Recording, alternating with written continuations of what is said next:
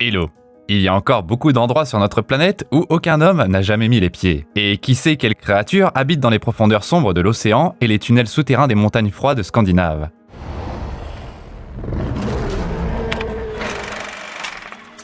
Nora Tidman et son père Tobias escaladent une falaise abrupte dans la vallée montagneuse norvégienne de Romsdalen pour voir le massif Trolltinden avec le légendaire sommet Troll. Ils doivent mettre beaucoup d'efforts dans leur ascension. Soudainement, Nora glisse et descend de quelques mètres. L'équipement de sécurité la sauve de la mort. Hey Tiny, are you coming? You gonna hang there all day? I'd worry about yourself, you old fossil. Mais la fille, animée, se reprend rapidement et rattrape son père au sommet. Tobias se souvient que lorsqu'elle était enfant, sa fille aimait l'histoire des trolls, des créatures dont la chair est faite de terre et de pierre, avec un cœur de neige et d'os de glace. 13 géants célébraient joyeusement un mariage toute la nuit, et ils avaient perdu la notion du temps. Vu que c'étaient des créatures des ténèbres, la lumière était destructrice pour elles, et avec les premiers rayons du soleil, elles se sont transformées en montagnes. Nora ne croit plus aux contes de fées pour enfants, mais son père respecte les anciennes légendes. You have to believe in something to see it. Can you see them, Nora? Il invite la fille à imaginer un instant que tout ça s'est vraiment passé, puis à regarder à nouveau la montagne. Nora suit les conseils de son père, et les visages des statues de pierre emprisonnées à jamais dans les sommets des montagnes commencent à apparaître devant elle. 20 ans plus tard, Nora pelette la terre sur le rivage de l'océan. Dans le cadre d'une expédition archéologique, son équipe est à la recherche de restes de dinosaures en Norvège. Ça fait 6 mois qu'ils ont commencé, mais ils n'ont toujours pas de résultats. Le leader est prêt à abandonner, car son financement a été coupé. Mais la fille a l'intention de creuser plus loin, obstinément, car elle sent qu'ils sont proches d'une percée. Elle se souvient des enseignements de son père, qui lui a appris à ne pas perdre la foi quand la vie devenait compliquée. Soudainement, sa pelle heurte quelque chose de solide. Une mâchoire avec des rangées de dents émerge de la terre noire. L'équipe célèbre la découverte d'un énorme crâne de dinosaure et tout le monde se précipite pour récupérer leurs outils. Pendant ce temps-là, dans une autre partie de la Norvège, un chemin de fer est en cours de construction et il est prévu qu'il traverse une montagne. Pour ça, les constructeurs creusent un tunnel en utilisant de grandes quantités d'explosifs. Les militants écologistes protestent contre une telle ingérence brutale dans le paysage naturel. Mais ça n'empêche pas les travailleurs d'activer un autre fusible. Le sol tremble d'une explosion massive. Les ouvriers de la construction se rendent à l'intérieur pour examiner le résultat. Mais les murs du tunnel commencent soudainement à bouger. Des pierres tombent sur la tête des hommes, qui tentent de s'échapper, mais finissent quand même enterrés sous les décombres. L'activité sismique inhabituelle est immédiatement détectée par les forces armées norvégiennes. Un avion de reconnaissance vole vers les montagnes, et des images de la scène sont montrées à la première ministre. En plus d'un énorme cratère sur le site du tunnel, d'étranges et grandes indentations se trouvent à proximité. Andreas, l'assistant de la ministre, souligne qu'ils ressemblent à des empreintes de pas. La femme rit en réponse, et elle suggère de ne pas tirer de conclusions hâtives. Elle ordonne de garder l'affaire secrète pour la presse et de réunir un comité d'experts pour enquêter sur l'accident. Alors que Nora et son équipe d'archéologues célèbrent le succès, un hélicoptère militaire apparaît à l'horizon. Les soldats invitent la jeune fille à Oslo, la capitale, pour les aider avec une question de sécurité nationale. Sous haute surveillance, Nora est emmenée dans une base secrète, où elle est accueillie par Andreas. La fille est extrêmement insatisfaite du fait qu'elle n'a pas encore été informée de ce qui se passe exactement, et en plus, elle a très faim. S'excusant, l'homme la conduit dans une pièce remplie de certaines des personnes les plus importantes de la Norvège. Choquée, Nora s'assoit à table, où la discussion sur les causes de l'urgence locale est déjà en cours. On ne sait pas très bien pourquoi la paléontologue a été amenée ici, car les dinosaures se sont éteints il y a plusieurs millions d'années. Les géologues tentent d'expliquer les étranges fosses au sol par une réaction en chaîne après l'explosion, qui a provoqué l'effondrement des formations rocheuses. Nora les interrompt, pensant que c'est une sorte de mauvaise blague. La première ministre lui demande de s'expliquer. Everyone sees their footprints, right? On dirait que la paléontologue pense qu'il y a un énorme monstre qui se promène en Norvège, et les experts rassemblés ricanent à sa suggestion. La programmatrice, Sigrid, entre dans la pièce. Elle a piraté le téléphone de l'un des militants et a trouvé une vidéo de l'incident. Elle affiche les images, qui montrent qu'après l'explosion, même les personnes situées à l'extérieur du tunnel tentent de s'échapper d'énormes rochers volant directement sur eux. Néanmoins, les scientifiques continuent de pousser la théorie de l'explosion souterraine de gaz, et Nora demande à rejouer la vidéo. Elle entend clairement quelque chose qui ressemble à un animal qui grogne, et dans l'image fixe, elle voit un bras et une jambe d'une créature géante. Pendant ce temps-là, dans une maison isolée dans une vallée de montagne, un couple de personnes âgées s'assoit paisiblement pour prendre le thé. D'un coup, leur chien commence à aboyer désespérément, et la maison tremble comme à la suite d'un tremblement de terre. Ils parviennent à entrer dans le sous-sol pour se couvrir. Terrifié, le chien se cache dans la niche et le courant s'éteint. Lorsque le vieux couple sort, il voit qu'il ne reste presque plus rien de leur maison. C'est comme si une énorme pelleteuse l'avait traversée. La niche n'a pas été touchée. Les personnes présentes à la réunion secrète ne sont pas encore au courant de l'incident et continuent de discuter de la catastrophe. Nora insiste sur le fait que les images montrent un hominidé, c'est-à-dire une créature avec 2 bras et 2 jambes. Elle n'est pas prise au sérieux, car il faudrait que ce soit un sorte de monstre du cinéma, de la hauteur d'un gratte-ciel, comme King Kong. La paléontologue perd patience et demande si le gouvernement a un plan. Are we just gonna sit on our asses discussing theories, or are we gonna take action? Miss, please, restrain yourself. Elle dit qu'elle est prête à mettre son projet en pause et à s'envoler vers le site pour examiner les empreintes de pas. La première ministre fait l'éloge de l'approche de Nora et la nomme conseillère scientifique en chef. Andreas l'accompagnera, et ensemble, ils s'envolent vers le village où la maison a été récemment détruite. Dans l'hélicoptère, l'assistant a la nausée à cause de son vertige. Pour se changer les idées, il demande à Nora comment elle est devenue paléontologue. La fille dit qu'elle a passé son enfance dans la nature, et son père, qui a étudié la mythologie, lui a inculqué l'amour des légendes et contes anciens. Il est logique qu'en grandissant, elle a commencé à chercher de vrais monstres sous terre. Sa mère est morte quand elle avait 10 ans, et son père a commencé à perdre contact avec la réalité à mesure qu'il vieillissait. Ça fait longtemps qu'ils ne se sont pas vus. Andreas avoue qu'il veut être écrivain, et il est excité par la chance de voir quelque chose de surnaturel. Là, Nora arrête d'écouter. Elle remarque les ruines de la maison en dessous, et sa mâchoire tombe. Comme il est difficile de mettre la faute de cet accident sur une explosion de gaz souterraine, la zone est bouclée par des soldats. Le capitaine Christopher montre d'autres traces qui descendent des montagnes, traversant la rivière et pénétrant dans la vallée. Après 3 km, les traces s'arrêtent brusquement. Ils ont fouillé toute la zone, mais ils n'ont trouvé personne. Nora interroge les seuls témoins, mais ils ne pouvaient pas bien voir la créature à cause de l'obscurité. C'était comme si une montagne entière se déplaçait vers eux, obscurcissant le ciel. Les personnes âgées n'ont pas encore repris leurs esprits, mais la femme se souvient d'un hurlement tonitruant qui ressemblait à une chanson triste et déchirante. Ensuite, la fille examine attentivement les dégâts, et elle suit le chemin de la créature qui a tout balayé sur son passage. Elle sent une odeur étrange, qu'elle observe comme étant surnaturelle. Nora grimpe dans l'empreinte géante et essaie de trouver des signes de créatures vivantes à l'aide de la lumière ultraviolette. Mais l'intérieur est d'une propreté choquante, et il n'y a rien d'autre que de la terre et des roches. En disant ça à haute voix, Nora s'entend soudainement, et les échos du passé prennent le dessus. Forget about it. It's just some old rhyme. Elle demande aux soldats de l'emmener là où se terminent les empreintes. L'hélicoptère les emmène dans le ciel, essayant de comprendre où le géant dangereux a disparu. La caméra thermique ne montre que les montagnes, et il n'y a nulle part où se cacher. Nora prend des notes dans son cahier, réalisant que la créature n'a plus qu'une option, le camouflage. Elle se rend compte que, sans le vouloir, elle pense à nouveau au vieux mythe et à son père. La fille demande à être amenée au vieil homme. Bientôt, ils atterrissent et s'approchent prudemment d'une cabane isolée au pied des collines. It's better if I do all the talking. Same here! I won't go back there! Tobias reconnaît sa fille et baisse le fusil de chasse.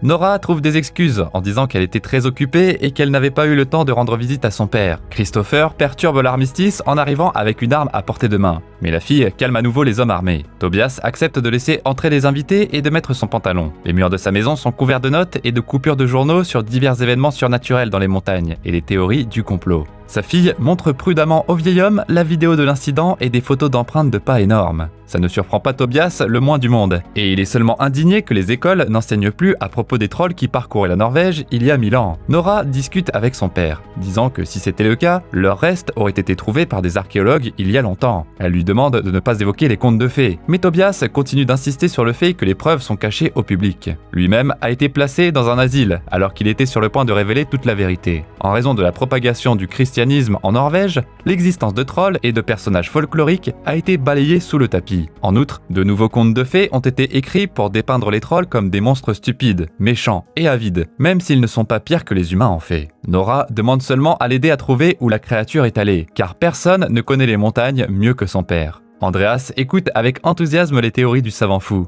Tobias charge son sac à dos et il a hâte de s'envoler vers le site, en faisant des recherches sur l'itinéraire de la créature. Le vieil homme suggère qu'il pourrait également s'agir d'une troll femelle, un geiger. À part lui, personne n'a même entendu le mot. Il demande à atterrir et il se met à courir frénétiquement dans les collines avec une carte. Nora dit aux autres qu'il a toujours été excentrique et qu'en vieillissant, il a complètement déraillé et a perdu son travail. Elle regrette qu'il n'ait pas pu être guéri. Pendant ce temps-là, Tobias remarque que les informations sur les cartes ne correspondent pas au paysage réel. Il est heureux que lui et sa fille voyagent à nouveau ensemble, comme au bon vieux temps. La fille semble toujours en vouloir à son père et ne veut pas encore se réconcilier avec lui. Soudainement, une odeur piquante lui frappe à nouveau le nez. Un bloc de pierre qui n'a pas été marqué sur la carte fixe Nora avec son énorme œil. Papa?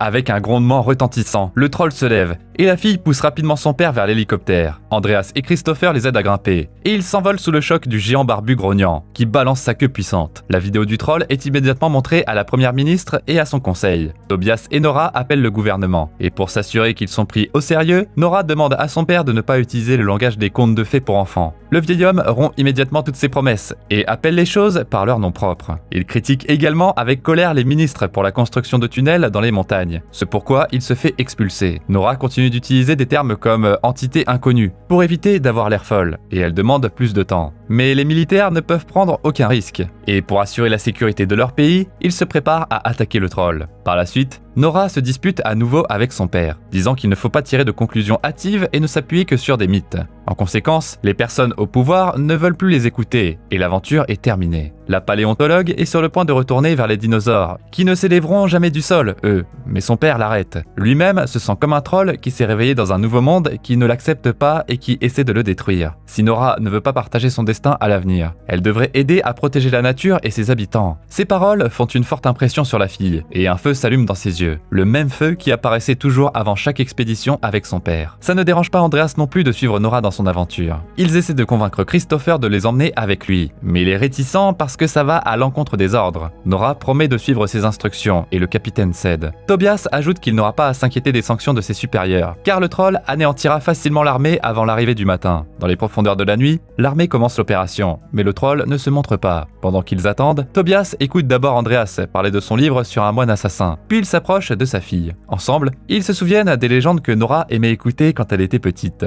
bien avant la mort de sa mère. Le père aimant a réussi à combler une partie du vide que Nora ressentait après sa perte. Il pleure en se souvenant de la femme et ça les aide à se réconcilier. Puis, un grognement familier retentit au loin, et un bruit de pas fort annonce l'arrivée du troll. Il se rapproche des positions militaires, et il s'arrête en les repérant. Les soldats ouvrent le feu avec des lance-roquettes, ignorant les avertissements de Tobias, disant que ça ne ferait que mettre le géant en colère. D'ailleurs, aucune arme ne peut détruire la créature, et le troll attaque en réponse. Il détruit tout sur son passage, sans le moindre effort, et la base perd le contact avec le groupe. Tout le monde essaie de se mettre à l'abri d'une mort imminente, et Nora et son équipe se cachent derrière un arbre, où se trouve un soldat blessé. Le gars commence à prier, mais ça ne l'empêche pas d'être avalé vivant. Tobias explique que les trolls peuvent sentir le sang, et il refuse de s'enfuir avec les autres. Au lieu de ça, il décide d'approcher le troll et d'essayer de le calmer en lui parlant. À la surprise de tous, ça fonctionne. Le géant comprend les paroles de l'homme et se fige. Les soldats profitent immédiatement de la pause et ouvrent le feu depuis le véhicule blindé. La créature se retourne pour se défendre et effleure accidentellement Tobias avec son pied. Nora n'a pas le temps d'avertir son père, et le corps du vieil homme vole à grande vitesse après l'impact avec le pied de pierre.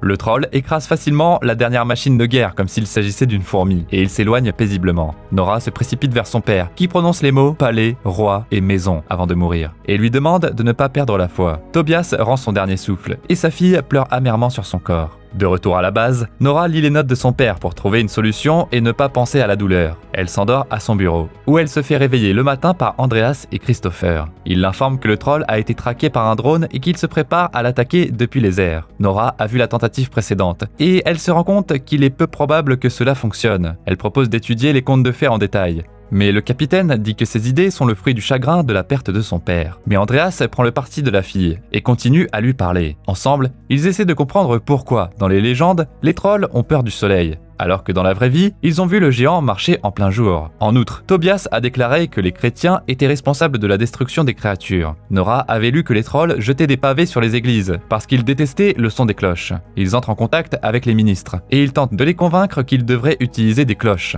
Ils se moquent à nouveau de Nora, mais de manière inattendue, Christopher soutient son idée, et les militaires décident d'essayer les nouvelles méthodes. De plus, ils doivent agir rapidement, car l'existence du troll est toujours gardée secrète, afin que les gens puissent continuer à vivre leur vie en paix. C'est une journée ordinaire dans un parc d'attractions pour enfants, et les visiteurs ne sont pas au courant de l'approche du monstre. Soudainement, le sol tremble, et le géant de pierre surplombe la foule. Les gens se précipitent vers la sortie, en panique, mais un garçon aux cheveux roux reste figé dans la stupeur. Des hélicoptères apparaissent à l'horizon, portant les cloches. Nora et Andreas sont assis à l'intérieur, et ils remarquent que l'astuce fonctionne. Le troll hurle de douleur, et essaie de se couvrir les oreilles avec les mains. Incapable de le supporter plus longtemps, il jette un stand de crème glacée sur un hélicoptère, le faisant s'écraser. Il tombe dans les bâtiments temps et met le feu à la forêt. Il est suivi d'un deuxième puis d'un troisième hélicoptère qui menace de tomber directement sur un enfant et son père. Mais le troll le remarque et les sauve en attrapant la machine qui vole vers eux. Christopher emmène à nouveau les soldats survivants, partant sans rien. Cette fois, des images de la créature mythologique se propagent dans le monde entier. They don't even know what kind of creature they're dealing with. It just really scared me. Son chemin mène directement à la capitale et Oslo doit être défendu à tout prix. Le plan de Nora a échoué. Mais les cloches ont quand même fait leur effet. La fille essaie de convaincre la première ministre de mieux enquêter sur les motivations du troll, mais elle est renvoyée de la mission, alors que l'armée va continuer à essayer de détruire la menace. En sortant de la base, Christopher rattrape Nora et la complimente sur son professionnalisme. Lui aussi pense que ses supérieurs font une erreur fatale, et il lui demande de lui faire savoir si elle a besoin de quelque chose. Pendant ce temps-là, les chefs militaires discutent de la possibilité d'utiliser une arme expérimentale dont l'utilisation n'a pas encore été officiellement approuvée. La première ministre est en colère, qu'elle n'en ait pas encore été informé, tandis que son assistant souligne que c'est une très mauvaise idée. Il lui demande de quitter les lieux. Blessé par cette tournure des événements, Andreas démissionne. Il rattrape Nora et lui dit qu'Oslo est sur le point d'être évacué, alors ils doivent agir rapidement. La première ministre s'adresse au peuple norvégien déclarant l'état d'urgence et l'exhortant à ne pas résister aux mesures du gouvernement. Nora et Andreas sont coincés dans les bouchons, et la fille continue de regarder les notes de son père. Tobias mentionne un homme nommé Sinding, et Andreas se souvient que c'est le lord chambellan au palais royal. Se rappelant que Tobias parlait du palais avant de mourir, Nora demande de faire demi-tour et de se rendre là-bas. Andreas utilise son passe pour rentrer. Ses références ne fonctionnent pas sur les gardes du palais, et il salue les invités non invités avec des fusils chargés. Sinding arrive aux portes. Il ne se souvient pas du tout d'Andreas, mais il reconnaît des yeux familiers. I assumed that someone would show up eventually. I can't say I'm surprised that it was a child of Tiedemann's. Il se souvient de Tobias, disant que c'est un âne têtu, et il conduit les compagnons au sous-sol. Il y a 100 ans, le palais a été construit sur une autre demeure royale, ce qui était considéré comme un porte-bonheur. Mais il y a 12 ans, l'irrépressible Tiedemann révélait à nouveau l'existence du palais souterrain. Pour ça, il a dû être envoyé dans un asile, et Sinding s'excuse auprès de Nora d'avoir pris cette mesure. La fille n'accepte pas les excuses. Bientôt, les restes d'un roi troll et de sa famille sont révélés aux invités. What happened? An ambush. It was a massacre. Quand Olaf le Saint, roi des humains, baptisa la Norvège, il s'est débarrassé de tout ce qui était contraire à la nouvelle foi. Ils ont également tué les enfants, n'épargnant qu'un seul d'entre eux, qui a été emmené loin dans les montagnes. Là, ils l'ont enfermé dans une grotte profonde, et ils l'ont laissé mourir. Nora se rend compte que c'est l'héritier du roi troll qui retourne dans son palais. Elle fait ensuite briller une lumière ultraviolette sur les eaux, et il commence à se désintégrer. Avec Andreas, ils se rendent compte que le troll ne voyage que par temps couvert, et qu'il n'a jamais été exposé à la lumière directe du soleil. L'assistant dit qu'ils ne seront pas en mesure de contrôler le soleil, mais Nora propose tout de suite un plan. Sinding les emmène au garage du palais, d'où la fille appelle Christopher. Ils veulent éloigner le géant au centre-ville et le piéger. Pendant ce temps-là, le troll a déjà atteint la capitale, où il provoque de plus en plus de destruction. Les soldats tentent de ralentir son avancée, en vain. Et la première ministre ordonne l'utilisation de l'arme expérimentale. Sigrid remarque qu'un général se prépare à entrer le code secret pour bombarder Oslo. Elle en informe Andreas, et l'homme demande à la programmatrice de pirater le système et de ralentir le processus par tous les moyens nécessaires. Christopher active le système d'alerte d'urgence de la ville, et ses amis soldats se rassemblent au même endroit pour préparer un piège. Nora et Andreas prennent l'un des crânes de troll et le chargent à l'arrière de leur camionnette. Ils se préparent à se diriger vers le troll, mais un avion avec un missile de destruction massive vole déjà vers eux. Le pilote tire sur le levier, mais l'arme échoue. Sigrid a réussi à sauver la ville de la destruction. Nora et Andreas soupirent de soulagement, mais la fille commence soudainement à douter d'elle-même. Peut-être qu'elle est devenue son père fou après tout. Completely nuts. In a world gone mad, then only the crazy can be sane. Andreas parvient à lui remonter le moral, et il se dirige vers le géant. Le troll a déjà atteint la rue menant directement au palais, et Sinding halète de surprise. Andreas arrache la couverture de l'énorme crâne, et dans une furie, le troll tente de chasser les restes du mort. Nora appelle Christopher, mais il l'informe qu'il a besoin de plus de temps. Le capitaine monte sur le camion, exhortant les soldats à agir grâce à un discours enflammé. Ils doivent montrer tout leur courage, car le monstre qui vient vers eux est vraiment terrifiant. Nora et Andreas continuent de conduire dans les rues nocturnes d'Oslo, perdant ainsi le crâne, qui tombe sur la route. Ils se retournent, mais tout ce qu'ils arrivent à voir, c'est le troll triste, ramasser les restes d'un bébé avec une fissure dans la tête. La créature hurle de tristesse, et il voit soudainement son reflet dans le verre du gratte-ciel. Le géant tend la main pour toucher l'image, qui pour lui ressemble à une autre créature de son espèce. Le verre se brise, effrayant le géant, et le crâne glisse de sa paume. Il se brise en 1000 morceaux, et un rugissement lugubre assourdissant remplit la capitale. He has nobody. The last one of his kind.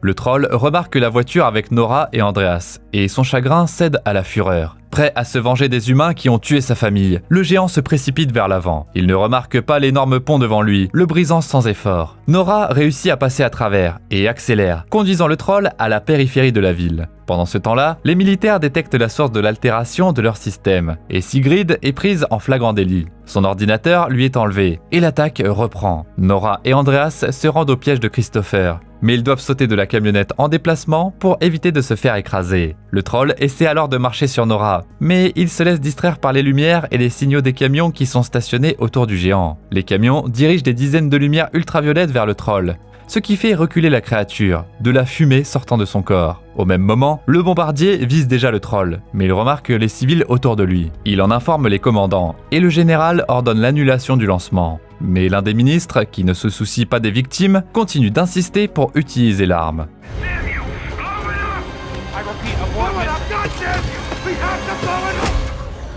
Sigrid prend les choses en main et assomme l'homme, recevant un signe d'approbation du général. Le pilote éloigne l'avion et tout le monde regarde le troll hurler de douleur. Les soldats célèbrent la victoire, mais Nora se rend compte que s'il continue la procédure, la créature ne survivra pas. C'est en contradiction totale avec ce que son père lui a appris, et la fille se précipite vers les interrupteurs. Christopher arrête ses amis qui veulent intervenir. Nora parvient à éteindre les lumières, et elle crie au géant de partir dans les montagnes et de ne jamais revenir. Le troll l'écoute et n'attaque pas. Mais soudainement, le lever du soleil arrive et la lumière du soleil rayonne sur le visage du géant. En quelques secondes, son corps s'effondre. Le dernier de son espèce tombe devant Nora, et ses yeux sont à jamais transformés en pierre inébranlable. Après un bref moment de silence, Andreas plaisante en disant qu'il devrait nommer ce nouveau paysage la colline Tidman. Nora suggère une autre option, le rocher de Tobias. Lorsque la première ministre arrive sur les lieux, elle ne sait pas quoi dire, et elle exprime sa grande gratitude à la paléontologue pour son travail. Andreas lui rappelle qu'il a démissionné et qu'il va devenir écrivain. Il se demande s'il pourrait y avoir d'autres créatures cachées dans des grottes souterraines dont ils ne savent rien. Comme pour confirmer ses paroles, au fond des montagnes, un tas de rochers prend vie et laisse échapper un rugissement menaçant. La musique utilisée dans la bande-annonce est le générique de fin de ce film et la célèbre composition In the Hall of the Mountain King du compositeur norvégien Edvard Grieg. D'ailleurs, certains cris de soldats ont été tirés du jeu vidéo Command & Conquer. Comme toujours, tu trouveras le titre dans la description de la vidéo. En attendant, tu peux nous dire dans les commentaires quelles créatures de tes contes de fées d'enfance t'ont le plus fait peur. N'oublie pas de t'abonner à la chaîne et de liker cette vidéo aussi pour qu'on puisse te raconter encore plein d'autres histoires.